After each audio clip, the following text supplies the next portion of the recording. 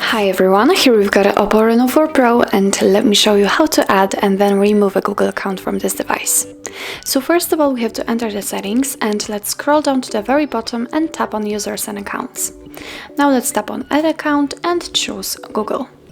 Make sure that you're connected with a Wi-Fi or any other internet source, and from this step we can either create a new account if you do not have your own, or simply type your email or phone. So let me do this. Let's click on next. Now we have to enter the password, so let me do this out of the screen. Okay, and after that click on next. Here we've got some Google Terms of Service and Privacy Policy. If you want to read it, simply tap on it, choose the one you want to check, and here we've got the info. Let's click on I agree. Here we've got some backup and storage info, so after reading, click on accept.